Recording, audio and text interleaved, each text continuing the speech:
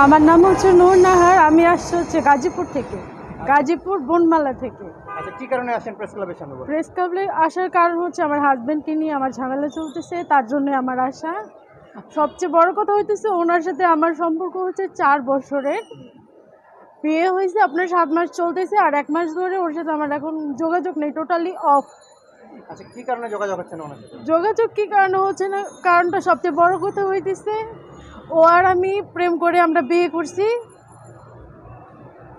ওর family জানে না, but আমার ফ্যামিলি জানে। 7 মাস 6 মাস ঠিকঠাক ভালোই ছিল। আমি ওরে বলতেছি আমি যাতায়াত করে আমরা সংসার না, মানে এইভাবে যাতায়াত করে আমরা সংসার না করি, তুমি একটা রুম নাও আর আমরা ওখানে যে আমরা রুম ভাড়া নেই, ওখানেই থাকি। ওরে আমি ও বলতেছে তুমি আসো যাও, মাসে 1-2 বার আসলেই তো হবে, আলাদা রুম নেওয়া লাগবে না। পরে আমি বলতেছি আমি বিয়ে করছি তো সংসার করার জন্য, আমি যদি আমার বাবার বাড়িতেই থাকি তাহলে তো হবে না। বিয়ে হওয়ার পরে আমার বাবা আমাকে রাখতে চাইতেছে না, বারবার বলতেছে তুই কবে যাবি, তুই কবে যাবি। এটা সবাই জানি, বিয়ের পরে কোনো মেয়েকে তার বাবা মা রাখতে চায় না। আমি ওর সাথে বিয়ে করছি সংসার করার জন্য, আমি আমার বাবা মার কাছে থাকার জন্য না। আর ওর সাথে আমার রাগারাগি সবচেয়ে বড় কারণ হইতেছিল আমি প্রেগনেন্ট হয়ে গেছিলাম। ও বাচ্চাটা নেবে না কেন, ওর ঘরে 2টা মেয়ে আছে। আচ্ছা, আপনার সাথে আগে সংসার ছিল? হ্যাঁ, ওর বিয়ে হয়েছে, বউর সাথে নাকি ওর কোনো সম্পর্ক নাই, বউ এক জায়গায় থাকে, ওর মেয়েগুলো থাকে নাকি ওর বাসায় থাকে, মানে সিরাজগঞ্জ। কিন্তু বিয়ের পরে আস্তে আস্তে জানতে পারলাম যে ওর বউ আছে, বাচ্চা আছে, সব ঠিকঠাক আছে। আমি এখানে কেন, এইখানে আমি কেন? তাহলে আমার লাইফটা নষ্ট করার কি দরকার ছিল? আমি অনেক হাতে পায়ে ধরছি, তুমি আমার খরচ চালানো, মানে আমার কোনো খরচ দেওয়া লাগবে না, তুমি খালি আমাকে আলাদা রাখো, আমারটা আমি খাবো, তোমারটা তুমি খাবো, বাট আমাকে এখান থেকে নিয়ে যাও, আমার বাসা থেকে আমার নিয়ে যাও।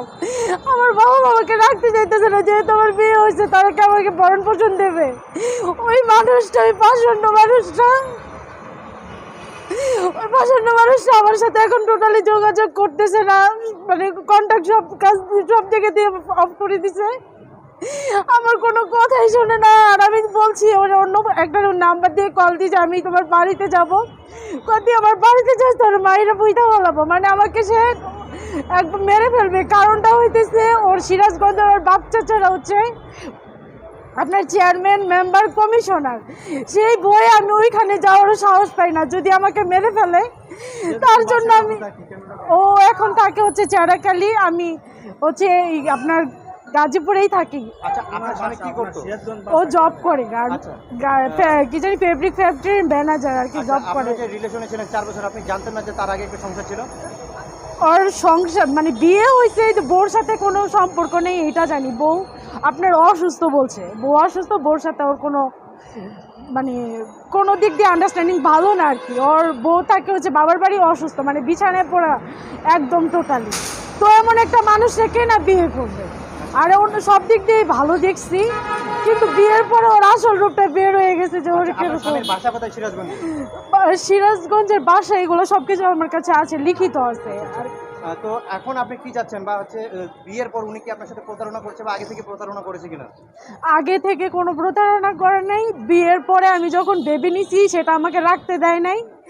তারপরে আপনার ওর বাড়িতে যাইতে চাইতেছি, ওরে নিয়ে আমি আলাদা সংসার করতে চাইতেছি, টোটালি না। এখন তো আমাকে সব জায়গা থেকে ব্লকই করে দিছে, আমার সাথে কোনো কন্ট্যাক্টই করে না, সে কোনো কন্ট্যাক্টই করে না। তাহলে তুমি যে আমার সাথে বিয়ে করছো, সম্পর্ক করছো এতদিন, কেনই বা করছো এগুলোর মানেটা কি? আমার যদি ভালোই না লাগে, তুমি যদি চইলাই যাও, তাহলে আমাকে বাইরে ফেলাই চলে যাও, আমার কোনো আফসোস থাকবে না। সে আমাকে মেরে ফেলে, আমার কোনো আফসোস থাকবে না, কিন্তু সে আমাকে ফালাই কেন চলে গেছে?